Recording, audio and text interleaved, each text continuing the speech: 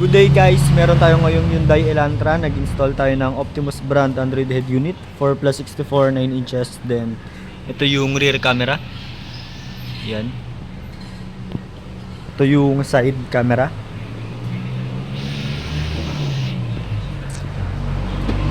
Dito tayo sa loob. Ito yung interface nung Optimus brand Android head unit na entry level. Steering wheel control working. Try natin yung volume, then yung ibang function ng steering. Yan. Then next, previous, mute. Then yung mode sa steering control, connected siya sa 360 camera. Pag pinindot mo si mode, lalabas si 360.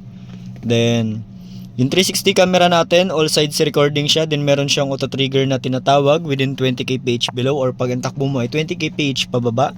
For example, left signal light. Ayan. Pag nag-right signal light ka, yan, gusto mong ibahin yung viewing, ayan. Pag nag-hazard ka, both sides, nasa taas yung left and right, nasa baba yung front, or pwede mo rin siyang ilipat sa rear. Then, priority ng trigger natin yung reverse. Accurate din yung mga linya na yan.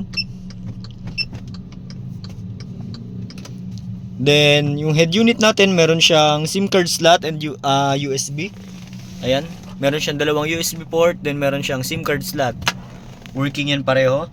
Ayan yung SIM card, 4G icon, then yung USB. Yung head unit natin, meron din siyang fan control. Meron siyang automatic mode, meron siyang manual mode. Ayan, lapit natin.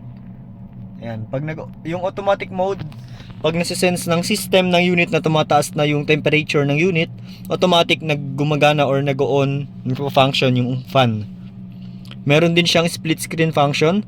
Kung gusto mo mag-open ng dalawang application ng sabay, for example, open mo yung navigation, then gusto mo mag-open ng YouTube para makapag-play ka ng music. Open mo muna yung dalawang application, then ayan.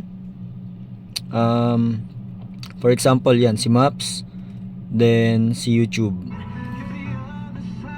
Open mo muna yung dalawang application, then ayan, drag mo lang. So, meron ka ng split screen, no? So, makakapag-open ka ng maps while using the YouTube. Medyo mahina lang yung signal ng internet. Close natin. Then, meron din siyang iba't ibang application tulad ng, ayan, Google Assistant, Spotify, Netflix, Waze, YouTube. May Google Play Store din siya kung gusto mo mag-open ng iba't ibang gusto mo mag-download ng iba't ibang application, sorry. Then meron siyang Android Auto and Apple CarPlay wireless. Then yung application na gamit for Android Auto and CarPlay, Xilinx 5. Meron din siyang built-in manual. Ayan, user manual.